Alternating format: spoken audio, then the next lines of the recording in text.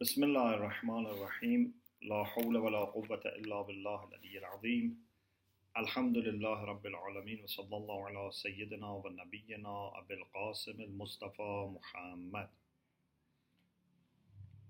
وآله الطيبين الطاهرين لا سيما بقية الله في الأرضين أجل الله تعالى فرجه الشريف. Alhamdulillah, we have tawfiq to continue our study of Bidayat Hikmah. This is section 11, chapter 11. This chapter is about the fact that every immaterial being is intelligent. كل مجرد فهو عاقل. Everything which is immaterial is intelligent, it understands. We already said that everything which is understood, every knowledge is mujarrad. But here we want to say not only knowledge is mujarrad, but also everything which is mujarrad has knowledge. The argument here is that if something is mujarrad, and what we mean by mujarrad, something that it in its essence is immaterial. Because, we have two types of mujarrad which are jawhar. One is aql, intellect, which is mujarradun, zatan wa fi'lan. Both essence and actions are free from matter, from potentiality. Uqul are 100% actual, no potentiality at all. But also we have nafs, which is mujarrad in essence, but in action needs matter. So we have two types of mujarrad in jawahir, among substances. Allah subhanahu wa ta'ala in this terminology cannot be considered as mujarrad, because mujarrad is one type of jawhar. But if you mean by mujarrad anything which is not dependent on a subject that needs that, we can say Allah is also mujarrad, but not as a jawhar. We can say kullu mawjudin imma maddiyun or mujarrad, and here mujarrad can include Allah subhanahu wa ta'ala also. Okay, now anything which is mujarrad in the sense that its essence is mujarrad means it is complete, it's actual, the essence is not changing. This has no potentiality. This is the definition of mujarrad, has no potentiality. Now the question is something which is mujarrad zatan present for itself or is absent for itself? Can you say that something which is mujarrad is absent for itself? No, because every mujarrad thing is somehow present for itself, and therefore aware by knowledge of ilm huzuri. Because ilm huzuri is what? Ilm huzuri doesn't need to have concepts, doesn't need to have mind, doesn't need to have propositions, doesn't need to have disciplines, doesn't need research. The fact that something is present for another thing, it is ilm huzuri. And the first type of ilm huzuri is the knowledge that something has of itself. Physical objects have no knowledge of themselves. If you have a book, this book is not present for itself. It's not understood by itself. Even this part of the book has no understanding of the other part of the book. Every page, every even piece of page is absent for others. But when something is mujarrad, then its complete, immaterial, fully actual essence is present for itself. And we mean by al-huzuri nothing other than this. Huzur al-ma'loom lada al-alim. So mujarradat have knowledge about themselves. But the question is, what about knowledge about other things? This is what needs more discussion. So let me first explain the first two lines and then we continue with their knowledge about other things. Al-faslu al-hadi ashar kullu mujarradin fahuwa aqil. Chapter 11, every immaterial thing is aqil, means is understanding, is intelligent. لأن المجرد تام ذاتا, because mujarrad is complete in its essence. As I said, some of them in actions are also complete, like uqul. Some in action are not complete, they can change, like nafs. So mujarrad is tammun zatan, so at least in essence is complete. La ta'alluqa lahu bil quwwah. It doesn't have any belonging to potentiality. It means it's 100% actual in essence. فَذَاتُهُ التَّامَّةِ حَاضِرَةٌ لِذَاتِهِ. So its complete essence is present for itself. مَوْجُودَةٌ لَهَا. It's existent for itself. It's not hidden from itself. It's not away from itself. وَلَا نَعْنِي بِالْعِلْمِ إِلَّا حُضُورَ شَيْءٍ لِشَيْءٍ. And we don't mean by knowledge except something is present for another thing. It can be present for itself, it can be present for something else, but this is the meaning of knowledge. حُضُورُ شَيْءٍ لِشَيْءٍ. In ilm husuli also we have حُضُورُ شَيْءٍ لِشَيْءٍ, but it is حُضُورُ الصُّورَةِ الْمَعْلُومِ لِلْعَالِمِ. The image of what is known is present for the knower. Okay, هذا في علمه بالنفس. So every mujarrad is present for itself, therefore is aware of itself. وَأَمَّا عِلْمُهُ بِغَيْرِهِ. This needs more discussion. But its knowledge about other things. Okay, we say yes, it has some understanding of other things as well. Why? Because if something is mujarrad, completely mujarrad, has no potentiality, so anything that can potentially or possibly exist for it, it has actually been existing. There is no waiting condition for mujarradat. Anything that can be there, it's there. Like Allah subhanahu wa ta'ala himself also, that we said ash-shay'. Allah subhanahu wa ta'ala, we said wajibul wujud bil-dhat, wajibun min jami' al-jihad. Something which is by essence necessary in being, it would be necessary in every aspect. Whatever quality of perfection that you can think for Allah subhanahu wa ta'ala must certainly exist. There is no waiting condition for him. The same is with mujarradat. Mujarradat, which are complete in their essence, whatever they can have, they must have. وَأَمَّا عِلْمُهُ بِغَيْرِهِ فَإِنَّ لَهُ لِتَمَامِ ذَاتِهِ إِمْكَانَ أَنْ يَعْقِلَ كُلَّ ذَاتٍ تَامٍ يُمْكِنُ أَنْ يُقَّلَ. Because mujarrad is complete in its essence, therefore it has the possibility of understanding any complete essence that can be understood. So anything mujarrad that can be understood, it must have the possibility of understanding.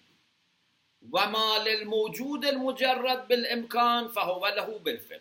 So first we say it has to be possible. Then we say anything which is possible for mawjud mujarrad must actually be there. Because there is no waiting, there is no potentiality, everything must be actual. So if something is possible, it is there. If it is not there, it means that it was not possible. You cannot think of something which was possible but did not actualize, did not happen. وَمَا لِلْمَوْجُودِ الْمُجَرَّدِ بِالْإِمْكَانِ فهو له بالفعل. Whatever can be for immaterial being,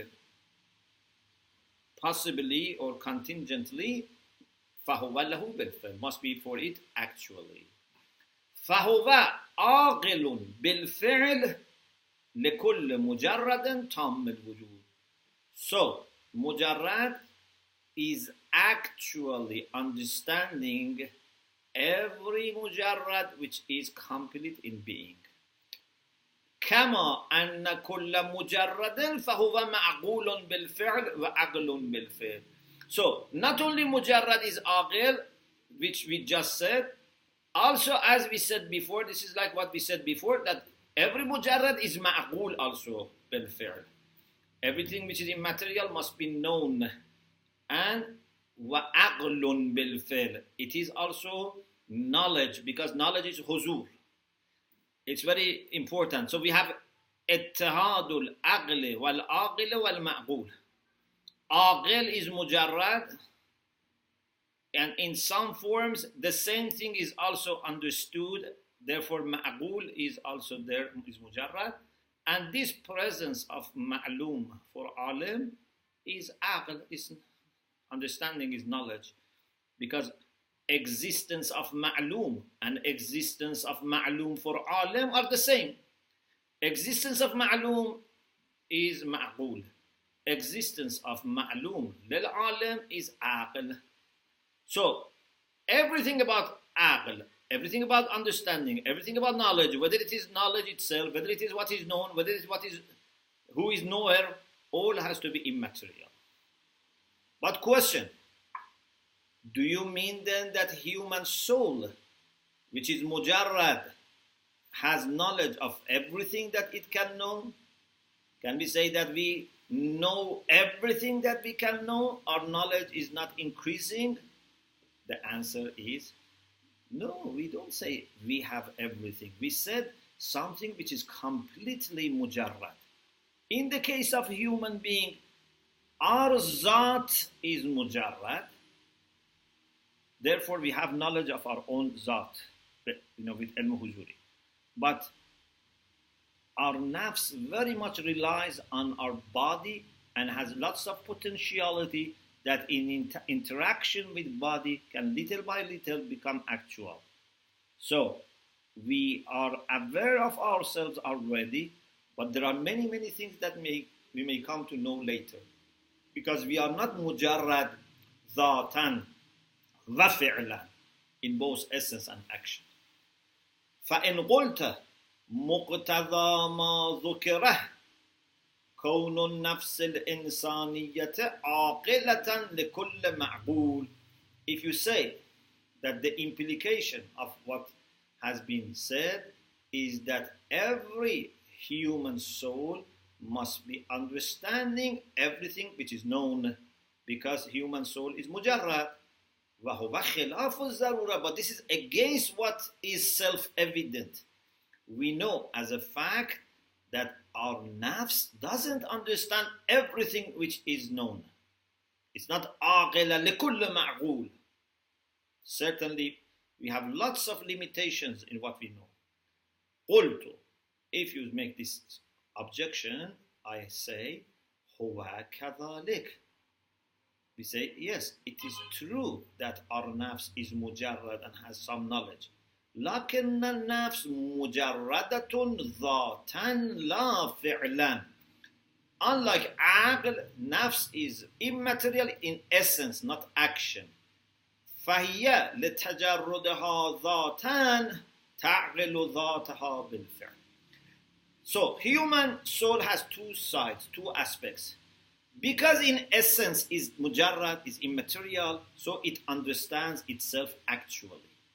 لكن تعلقها فعلا, but its belonging in the context of action, because it belongs to body, يوجب خروجها من القوة إلى الفعل تدريجا بحسب الاستعدادات المختلفة. But because in action is not mujarrad, it belongs to body, therefore this belonging makes it necessary that this little by little, gradually goes from potentiality to actuality according to different possibilities, different capacities for change that are there. فَإِذْ, yes, if one day human soul becomes completely mujarrad, like after we die, or for some people even when they are physically alive, because they have reached the point that their body and soul have somehow been separated, because they can, for example, move out of body, or they can function without body, then in that scenario, nafs can know other things. So, فَإِذَا تَجَرَّدَتْ تَجَرُّدًا تَامًا, when the soul becomes completely immaterial, وَلَمْ يَشْغَلْهَا تَدْبِيرُ الْبَدَنِ, and managing body would not preoccupy soul, so it's free soul, حَصَلَتْ لَهَا جَمِيعُ الْعُلُومِ حُصُولًا بِالْعَقْلِ الْإِجْمَالِ, then all types of knowledge would happen for nafs, but not in a detailed way, as a whole, إجمالي. وَتَصِيرُ عَقْلًا مُسْتَفَادًا بِالْفِعْلِ, then our nafs becomes عقل مستفاد. Actually, what is aql mustafad? If you remember, we talked about aql mustafad. That is when you have knowledge of everything possible. وَغَيْرُ خَفِيًّا, and it should not remain hidden. It should not be hidden that this argument is for those substances which are immaterial. But if there is a kind of accident which is immaterial, then this quality is for the mawzu, for the subject, not for araz, for the accident. Because knowledge has to be belonging to a substance. إِنَّ هَذَا الْقُرْآنَ أَنَّمَا يَجْرِي فِي الضَّفَاتِ الْمُجَرَّدَةِ الْجَوْهَرِيَّةِ. This argument that we said only can be applicable to essence of immaterial substances. التي وجودها لنفسه, whose existence is for themselves. But أعراضها, but their accidents, whose existence is for something else, is for the jawhar, for the subject, فلا, no. So in that case, العاقل لها موضوعاتها, what understands أعراض which are mujarrad is the jawhar which is the subject. On what jawhar this araz belong, that becomes knowledgeable. Okay, so alhamdulillah, we finished this. We have one more small chapter to finish this lesson. Al-Faslu Thani Ashar.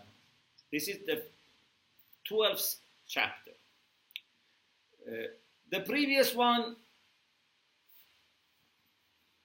and this one are somehow connected. This is about ilm huzuri, knowledge by presence, and the fact that it's not exclusive to certain type of knowledge of things.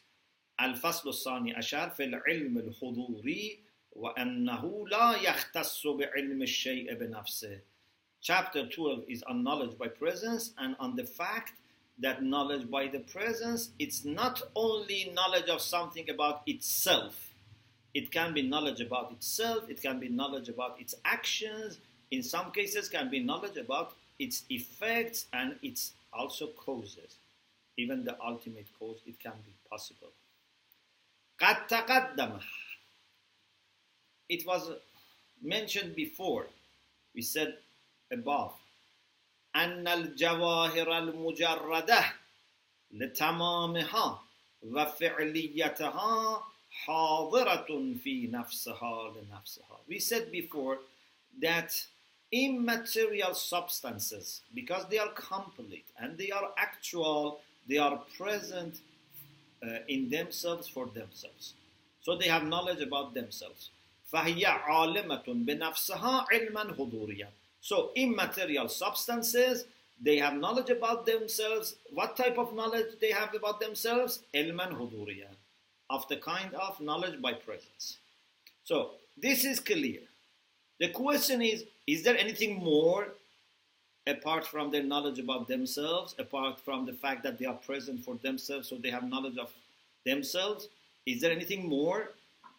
هل يختص العلم الحضوري بعلم الشيء بنفسه أو يعمه وعلم العلة بمعلولها إذا كان مجردين وبالعكس?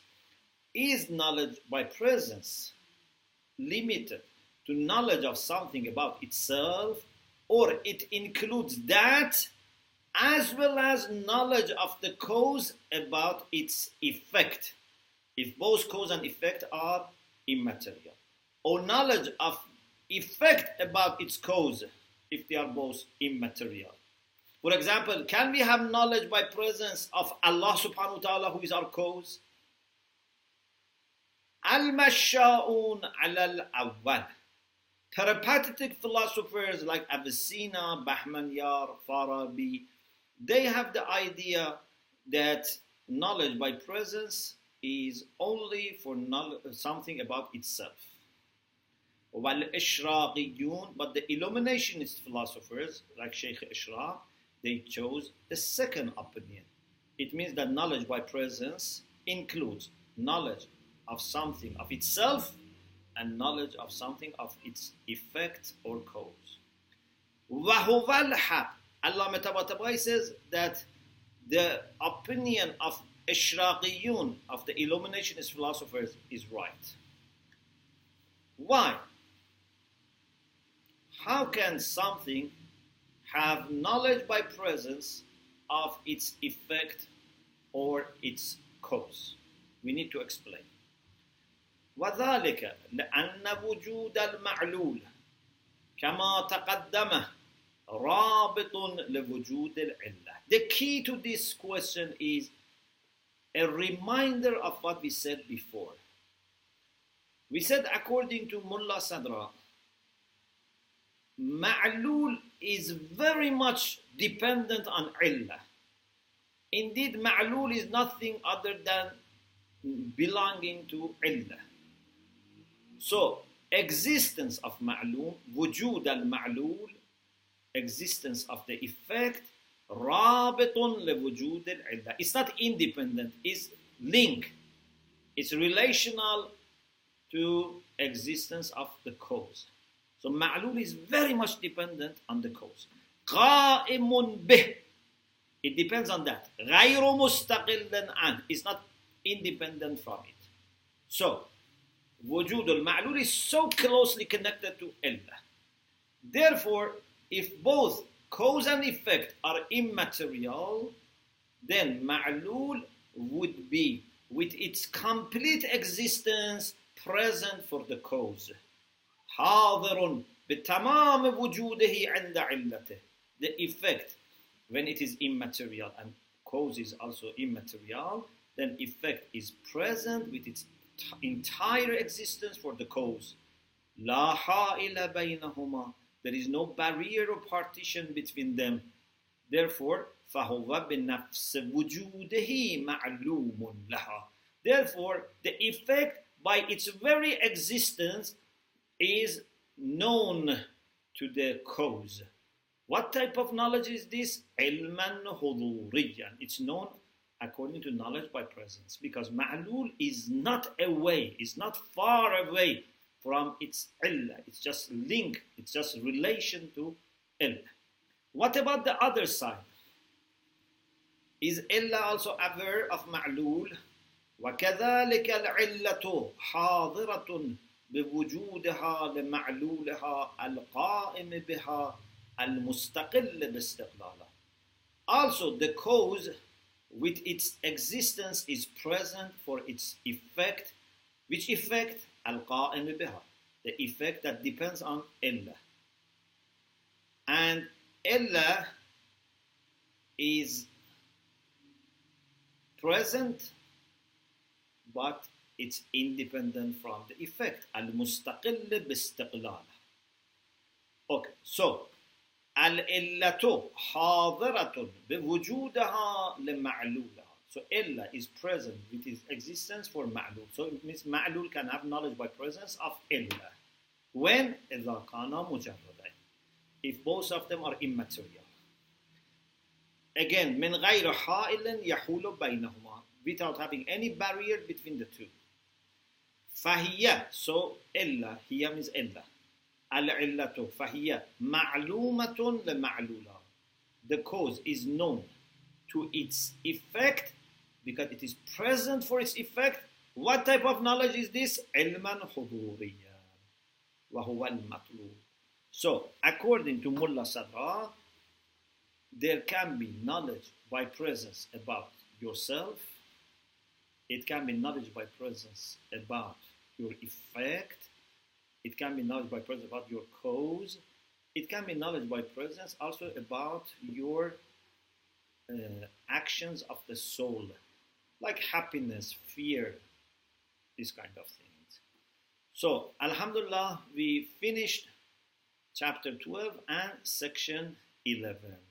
And the result is that we talked about ilm husuli, ilm huduri. We said ilm husuli is tasawwur and tasdiq. We said ilm husuli is also badihi or nadari. It's self-evident or speculative.